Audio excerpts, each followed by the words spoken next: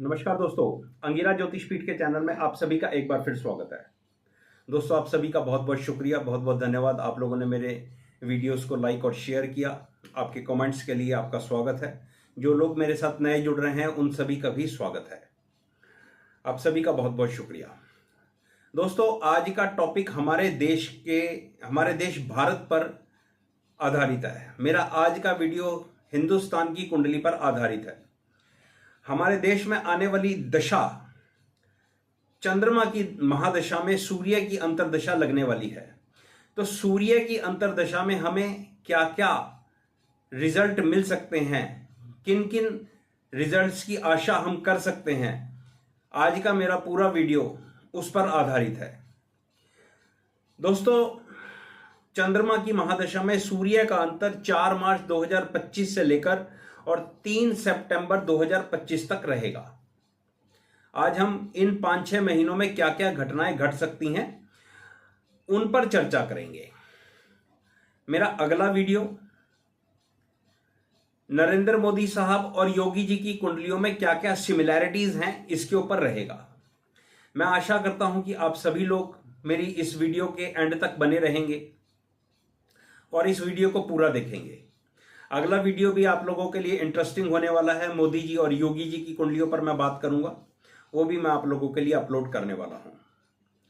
चलिए दोस्तों, बात करते हैं हमारे देश भारत की चंद्रमा की महादशा और सूर्य की अंतर्दशा।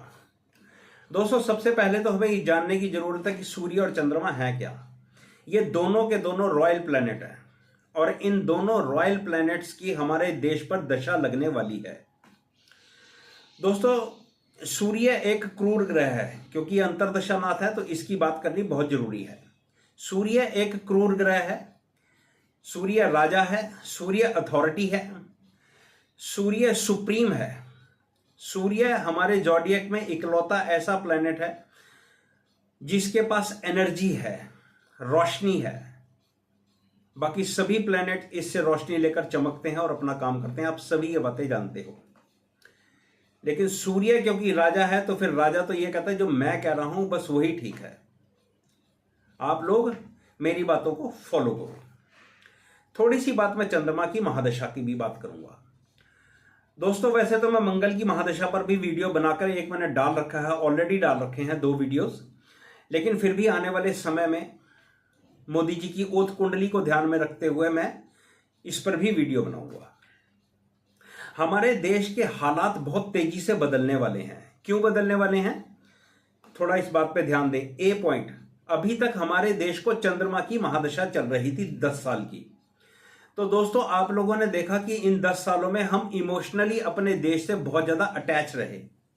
पुलवामा हुआ, सर्जिकल स्ट्राइक हुई, 370 का हटना, कोरोना खैर इमोशनल तो नहीं था लेकिन फिर भी कहीं ना कहीं ये अटैच थे। 3 तलाक और दूसरे कई सारे फैसले जो हमारी सरकारों ने लिए, हम इमोशनली बहुत ज्यादा अटैच थे। क्यों? चंद्रमा एक सौम्य प्लैनेट है और ये सौम्य प्लैनेट इमोशनल प्लैनेट है। अब दशाओं का सीक्वेंस बदल रहा है, ध्यान देने वाली बात है। अब सूर्य की दशा आएगी, अंतर्दशा, और सूर्य मेरे दोस्तों क्रूर ग्रह है, राजा है, अथॉरिटी है। अब यहां से मार्च 2025 से हमारे देश के हालात बदलने शुरू हो जाएंगे। क्यों? सूर्य एक अग्निकारक प्लैनेट भी है, एनर्जी भी है, गुस्सैल भी है और ईगो भी है। और जैसे ही सूर्य की अंतर्दशा खत्म होगी तो मंगल की महादशा लग जाएगी। तो मंगल भी एक फायरी प्लैनेट है। तो अब हमारे इमोशंस किसी और तरह से काम करेंगे। अब हम प्रैक्टिकल काम करने वाले हैं मार्च 2025 के बाद। देश में कई सारी समस्याएं आने वाली हैं, उन पर भी चर्चा करेंगे, लेकिन धीरे धीरे करेंगे। जैसे जैसे समय आएगा मैं आप लोगों के साथ अपने विचार आप लोगों के सामने साझा करता जाऊंगा, शेयर करता जाऊंगा। तो सबसे पहले आज हम बात करते हैं सूर्य की अंतर्दशा की। ये 6 महीने में क्या क्या रिजल्ट्स हमें एक्सपेक्टेड हैं। सबसे पहली बात, 2 नंबर का काम करने वाले लोग बिल्कुल सचेत हो जाएं। चाहे वो नेता है, चाहे वो अभिनेता है, चाहे वो कारोबारी है, चाहे वो कोई भी है, बिल्कुल सचेत हो जाएं। आप लोगों के ऊपर अथॉरिटी का डंडा चलने वाला है, सूर्य की दशा है, सूर्य किसी को नहीं बख्शता। एक प्रैक्टिकल बात करूं तो सूर्य जिस वक्त निकलता है तो ना वो गरीब देखता है, ना वो अमीर देखता है, ना कोई मिडिल क्लास देखता है।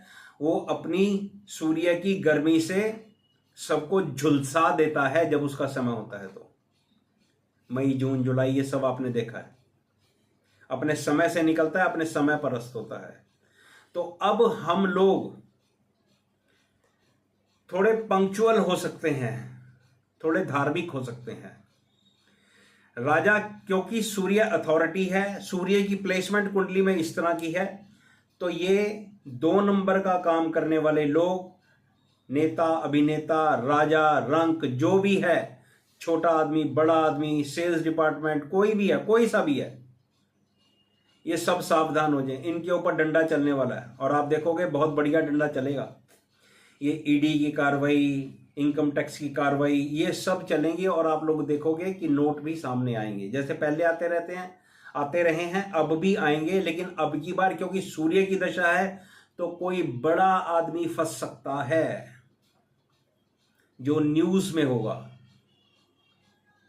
सूर्य की स्थिति की बात करें तो देश की कुंडली में 4th हाउस लॉर्ड होके वो 3rd हाउस में है। नवांश की बात करें तो सूर्य 6th हाउस लॉर्ड होके वो लगन में है, मीन लगन है देश की कुंडली का, और इस सूर्य के ऊपर मंगल की दृष्टि है।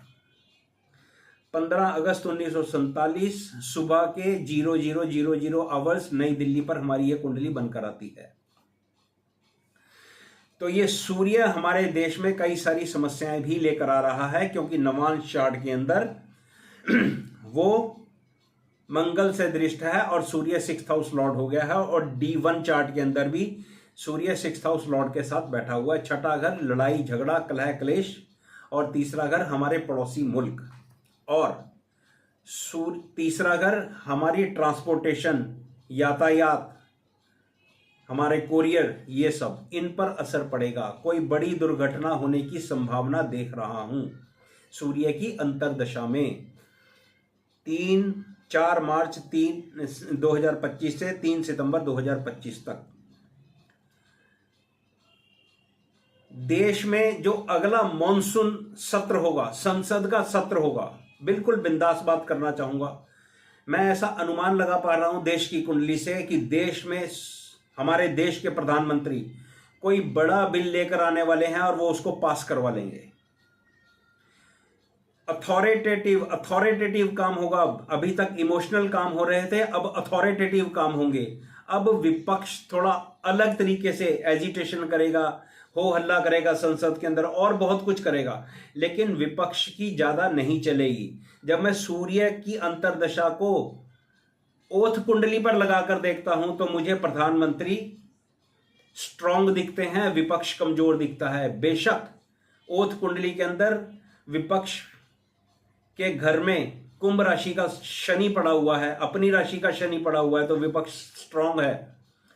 लेकिन भाई दोस्तों, सूर्य मुझे अथॉरिटेटिव लग रहा है देश की कुंडली के अंदर, और ओथ कुंडली के अंदर भी जब दोनों को मिलाकर देखता हूं तो प्रधानमंत्री श्री नरेंद्र मोदी या एनडीए सरकार के लिए ये एक टफ टाइम रहेगा, लेकिन ये अपने काम करवा जाएंगे। विपक्ष जितना मर्जी कुछ बोलता रहे, कोई ना कोई ऐसा बिल हमारे देश में आने वाला है, संभावना दिखा रहा हूं।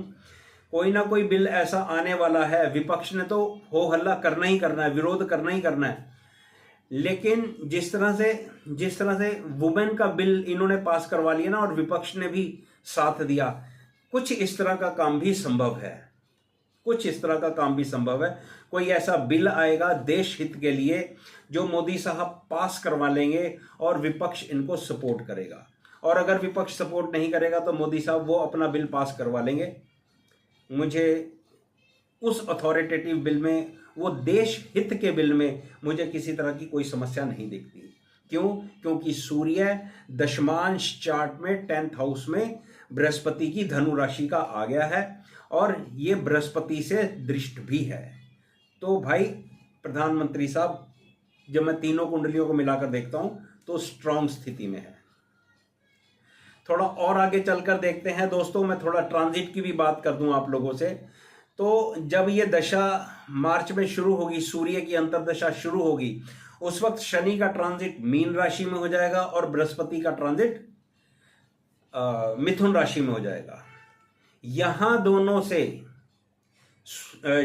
शनि भी और बृहस्पति भी, ये दोनों प्लेनेट धनु राशि को प्रभावित करेंगे और इन अदर वर्ड्स ये धनु राशि को एक्टिवेट करेंगे। अब जरा ध्यान दो, सूर्य जो काल पुरुष की कुंडली के धर्म त्रिकोण का दूसरा स्थान है, सिंह राशि 5वें घर में आती है ना, और धनु राशि धर्म त्रिकोण का 9वां स्थान है, और सूर्य की अंतर्दशा चल रही है। ट्रांजिट का बृहस्पति और ट्रांजिट का शनि धनु राशि को प्रभावित कर रहा है और इन अदर वर्ड्स एक्टिवेट कर रहा है। तो मैं ऐसा अनुमान लगा पा रहा हूं कि हम हिंदुओं के लिए, हम सनातन धर्मियों के लिए कोई एक अच्छी बढ़िया खबर आने वाली है।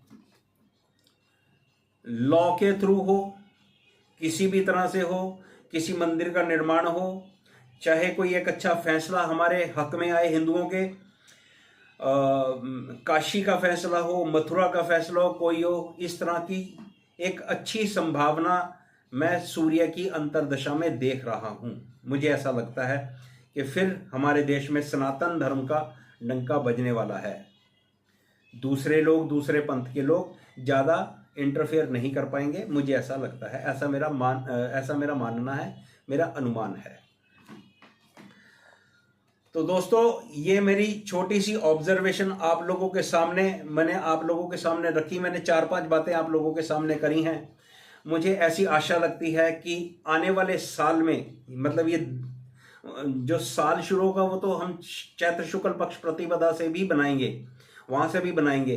तो सूर्य की अंतर्दशा की मैंने बात करी है। तो इस अंतर्दशा में मुझे लगता है कि मोदी साहब को थोड़ी समस्याएं आएंगी, वो थोड़ी ज़्यादा आएंगी। मतलब फौज की कार्रवाई भी होगी। अब ये फौज की कार्रवाई होने का कारण ये भी हो सकता है कि हमारे देश में कोई बड़ा एजिटेशन शुरू हो जाए तो फौज की कार्रवाई हो जाए, या ऐसा भी हो सकता है कि कोई पड़ोसी देश हमारे देश के कामों के अंदर इंटरफेरेंस करे, कोई आतंकवादी हमारे देश में इंटरफेरेंस करे। अगर आप लोगों को याद हो तो मैंने सूर्य विधि चार्ट पर आप लोगों को बताया था, और जो मैंने CSP चैत्र शुक्ल पक्ष प्रतिपदा का अपनी ऑब्जर्वेशन फरवरी में डाली थी, तो वहां मैंने बोला था कि हमारी सीमाओं पर हलचल मचेगी, लेकिन विजयी हमारी सेना ही होगी। आप देख रहे हो, आतंकवादी घटनाएं बढ़ गई थी। अब मैं फिर कह रहा हूं, यहां पर भी कुछ इस तरह की घटनाएं घटेंगी, लेकिन विजय, अंत में विजयी हमारे देश की सरकार ही होगी, ऐसी मैं संभावना देख रहा हूं। तो दोस्तों, मेरा वीडियो पूरा देखने के लिए आप सभी का बहुत बहुत शुक्रिया, बहुत बहुत धन्यवाद। अच्छा लगे तो प्लीज़ लाइक और शेयर जरूर करें।